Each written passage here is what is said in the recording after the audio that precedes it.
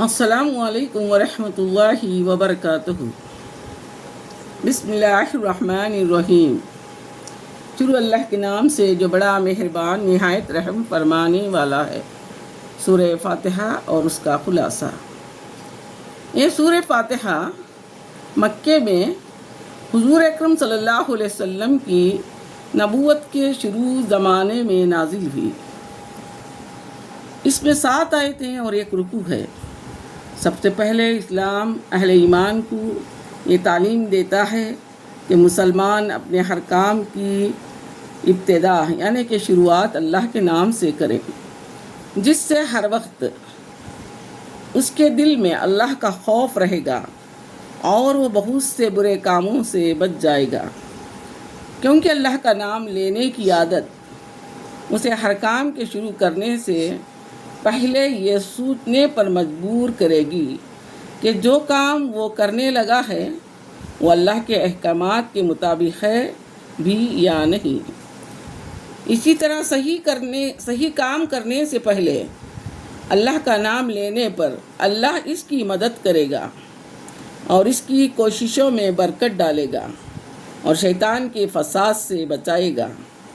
جب اللہ کا بندہ اپنے خالق و مالک کی طرف توجہ کرتا ہے تو وہ بھی اپنے بندوں کو ہاتھوں ہاتھ لیتا ہے، اور اگر اس کی دعا اس کے دنیاوی حق میں بہتر ہو تو وہ اسے پوری کرتا ہے، کیونکہ وہی بہتر جانتا ہے کہ اس کے بندے کی مانگی ہوئی دعا اس کے حق میں بہتر ہے یا نہیں، اور اگر بہتر نہیں ہے تو اللہ اس کا اجر ضائع ہونے نہیں دیتا، بلکہ وہ اس کے آخرت کے حساب یعنی کہ اکاؤنٹ میں جمع ہو جاتا ہے، کیونکہ اس نے اللہ کو ہی برتر مان کر، مالک اور خالق جان کر، وارث اور معبود مان کر اس کے آگے ہاتھ پھیلایا ہے، اور اللہ اس چیز کی قدر کرتا ہے۔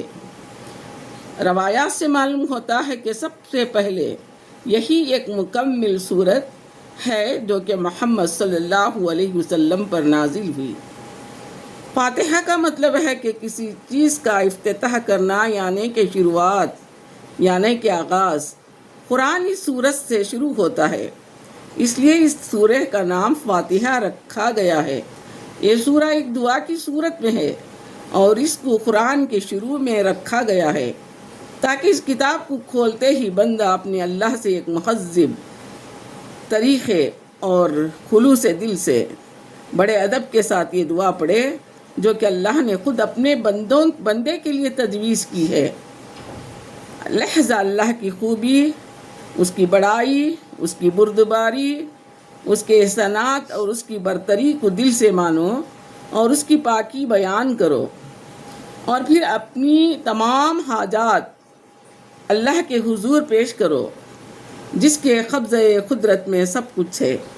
کسی دوسرے سے مانگنا اپنے اور اللہ کے درمیان واسطہ ٹھہرا کر مرادیں مانگنا، حاجتیں مانگنا اللہ کو سخت ناپسند ہے، کیونکہ اس نے ہمیں معمولی نطفے سے پیدا کیا اور ہمیں زمین پر اشرف المخلوقات کا درجہ دیا اور اشرف المخلوقات بنایا اور ہماری ضروریات کا بہترین انتظام کیا۔ لہذا اللہ اپنی مخلوق کو اچھی طرح جانتا ہے۔ یہ سورہ بندے کی طرف سے ایک دعا ہے اور اس کی ابتدا اس ہستی کی تعریف سے کی جا رہی ہے جس سے وہ دعا مانگنا چاہتا ہے۔ گویا دعا مانگتے وقت پہلے اس کی خوبی، اس کی بڑائی، اس کی بردباری، اس کی بزرگی، اس کی پاکیزگی کی تعریف کرو، اس کی خوبیاں بیان کرو اور اس کے سارے احسانات کا شکریہ ادا کرو اور خلوص دل سے اس کی برتری کو مانو۔ شروع میں کہا گیا ہے کہ تعریف صرف اس ایک اللہ کی ہے جو تمام کائنات کا پیدا کرنے والا ہے، اور کسی کے اندر کوئی حسن، خوبی یا کمال ہے تو وہ بھی اللہ کا دیا ہوا ہے، اس لیے صرف اسی کی ذات تعریف کے قابل ہے۔ اللہ یہ اللہ تعالیٰ کا ذاتی نام ہے اور اس کا استعمال کسی اور کے لیے جائز نہیں ہے۔ وہ اکیلا تمام جہانوں کا پالنے والا نگہبانی کرنے والا، فرما بردار، حاکم، مالک، خالق، رازق ہے۔ یہ کہہ کر شرک اور مخلوق پرستی کی تمام جڑیں کاٹ دی گئی ہیں۔ اللہ کی رحمت اور مہربانی اپنی مخلوق پر اتنی زیادہ ہے کہ انہیں بیان نہیں کیا جا سکتا، اور اگر کوئی اللہ کی نعمتوں کو شمار کرنا چاہے تو نہیں کر سکتا۔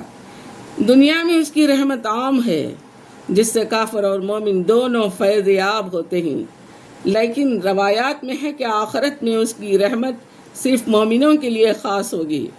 قیامت میں وہی اکیلا مالک، حاکم اور بادشاہ ہوگا، اور تمام مخلوق کو جمع کر کے ان سے دنیا میں کیے گئے تمام اعمال کا حساب لے گا، اور ہر ایک اس کے عمل کا پورا پورا بدلہ دے گا۔ اس روز فیصلے کا اختیار صرف اللہ تعالیٰ کی ذات کو ہوگا، اور اس کی جزا اور سزا کے فیصلے میں کوئی دخل نہیں دے سکے گا۔ لہذا ہمیں اللہ کے بتائے ہوئے راستے پر چلنا چاہیے، کیونکہ ہمارے انجام کی بھلائی اور برائی اسی کے ہاتھ میں ہے۔ اے اللہ، صرف تیرے ہی آگے سر جھکاتے ہیں، کیونکہ تو ہی ہمارا پیدا کرنے والا ہے، تو ہمارا آقا، اور ہم تیرے بندے اور غلام ہیں، اور تیرے ہی فرما بردار ہیں۔ ساری طاقتوں کا تو ہی اکیلا مالک ہے، کبھی نہ ختم ہونے والے خزانوں کا اکیلا تنہا مالک ہے۔ ساری کائنات کے کارخانے کو چلانے والا صرف اور صرف تو ہے۔ ساری نعمتیں تیرے اکیلے ہی کے ہاتھ میں ہیں، اس لیے ہم اپنی تمام حاجات کے لیے تیرے ہی آگے ہاتھ پھیلاتے ہیں، اور تیری مدد پر ہمیں پورا بھروسہ ہے۔ دور اور نزدیک کی ہر فریاد سننے اور اسے پورا کرنے پر تو قادر ہے۔ یہ صفت صرف اللہ تعالیٰ کے لیے مخصوص ہے، اس لیے کسی اور کے آگے ہاتھ پھیلانا یا خبر میں لیٹے ہوئے بزرگوں سے اپنی حاجات کا مانگنا، یا پھر ان کو اللہ اور بندے کے درمیان واسطہ قرار دینا شرک میں شامل ہے، اور اس کی وجہ سے اللہ کے غضب سے دوچار ہونا پڑے گا۔